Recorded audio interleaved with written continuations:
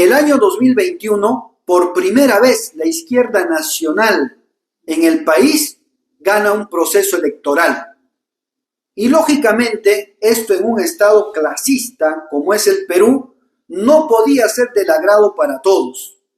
Tal es así que el enemigo político, antes de que el presidente pueda asumir sus funciones oficialmente, comienza a tejer un golpe de Estado que lo logra concretizar en un tiempo récord de 1 año y 4 meses. Aquí debemos analizar factores externos como factores internos que coadyuvaron al desarrollo de todo este fenómeno. Dentro de los factores externos tenemos a la clase dominante del país. Clase dominante que está compuesta por el poder empresarial y el poder financiero. El primero representado por la CONFIEP y por la Sociedad Nacional de Industria. Y el segundo por la Asociación Nacional de Bancos. Ellos temían de que se instale un Estado comunista, de que se les expropie todos sus bienes, de que se liquide las posiciones dominantes monopólicas y oligopólicas, y finalmente de que se les cobre sus históricas deudas tributarias, laborales y medioambientales. Para concretizar sus aspiraciones conspirativas, estos señores contaban con 3 brazos ejecutores.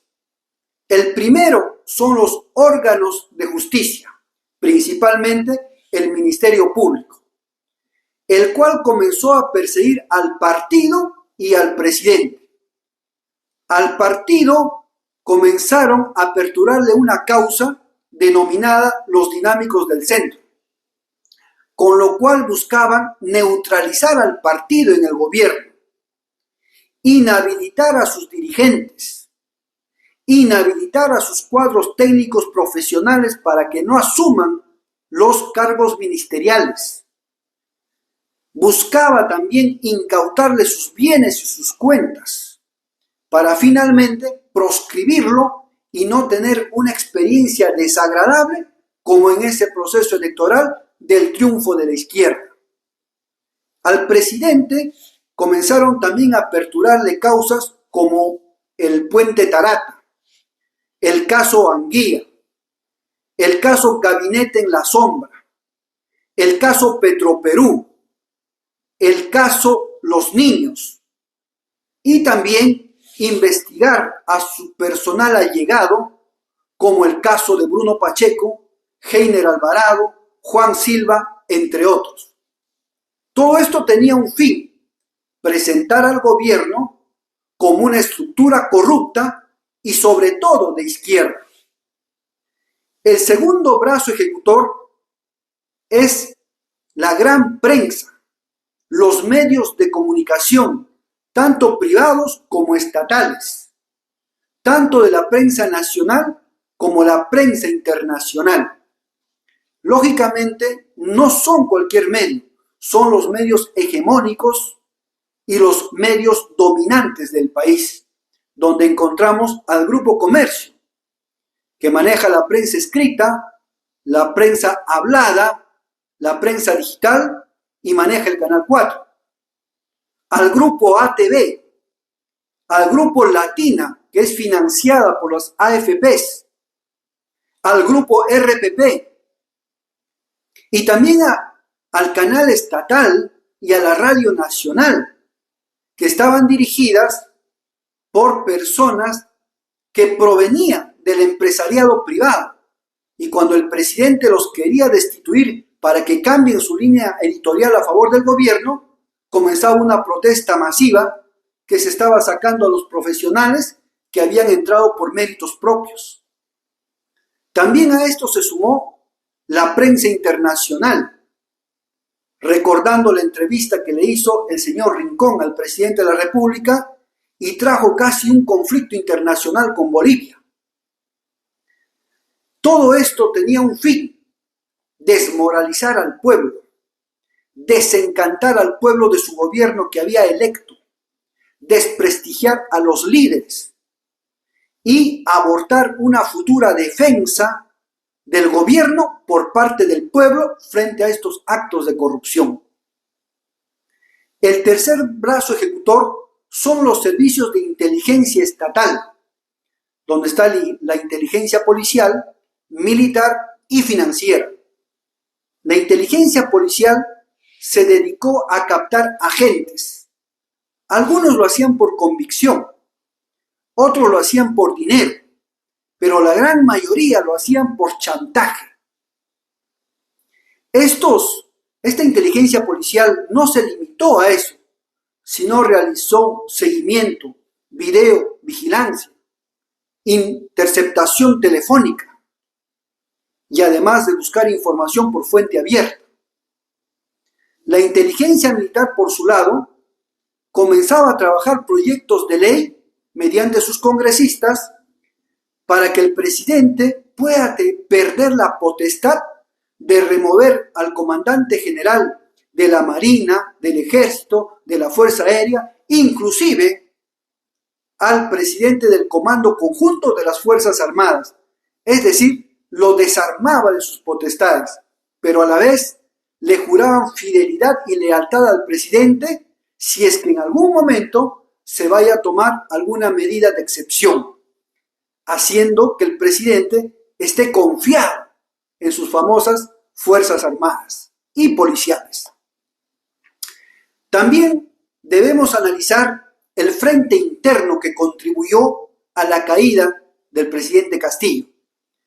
Uno fueron los asesores, y ahí tenemos al señor Aníbal Torres, un fujimorista convicto y confeso por sus antecedentes, y que se apareció en la segunda vuelta electoral con fines oportunistas y de ocupar los cargos que ya conocemos. Betsy Chávez, también trabajadora parlamentaria con el fujimorismo, que lamentablemente llegó por nuestro partido al poder, pero después renunció y ocupó cargos ministeriales e inclusive el premierato. Y a esto se sumaron otros oportunistas como Guillermo Bermejo y su grupo de asesores legales, quienes supuestamente le estaban dando un respaldo procesal judicial al presidente, cuando en el fondo presumiblemente tenían otras intenciones.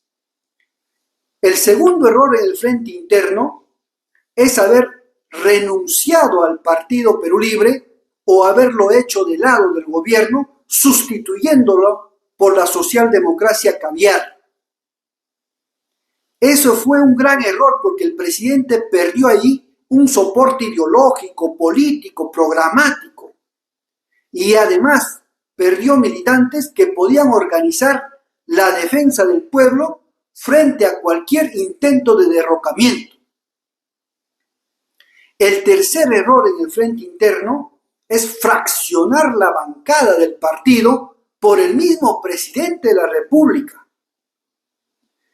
haciendo de que Fuerza Popular pase a ser la bancada con mayor número de parlamentarios, que era el partido que lo amenazaba constantemente con la vacancia presidencial. El otro gran problema en el frente interno es el no cumplimiento de las promesas electorales, no cumplimiento del programa de gobierno.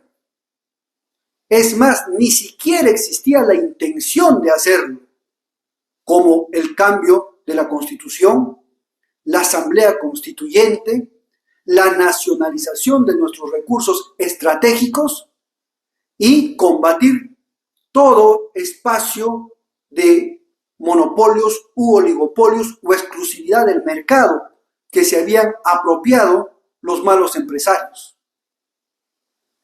Otro gran problema que se observa dentro del frente interno del presidente Castillo es no haber confiado en el pueblo, no haber confiado en realizar los grandes cambios, porque de haberlo hecho, no solamente la costa, la sierra o la selva lo hubieran respaldado, sino hasta los pescados del mar territorial lo hubieran hecho. Bastaba el gesto político o el intento. Todos estos factores externos e internos condicionaron el clima para que el presidente, frente a las amenazas de vacancia, entrara en un momento de desesperación y planteara realizar un golpe de Estado más conocido como un autogolpe, confiado lógicamente en las Fuerzas Armadas, a través de su ministro Bobbio, quien le habría garantizado ese apoyo. Sin embargo, esto no se dio.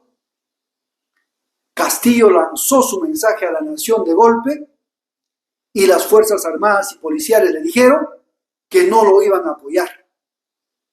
Al no apoyarlo, el presidente fue inmediatamente arrestado, pese a tener inmunidad en ese momento, fue procesado, fue encarcelado y fue vacado sin el debido proceso, consumándose el golpe de Estado militar parlamentario que el día de mañana, 7 de diciembre, cumple un año, a partir del cual empezó una dictadura brutal, con 67 muertos, con cientos de heridos, de discapacitados, y hace poco, con leyes que están sancionando hasta con 15 años la protesta social.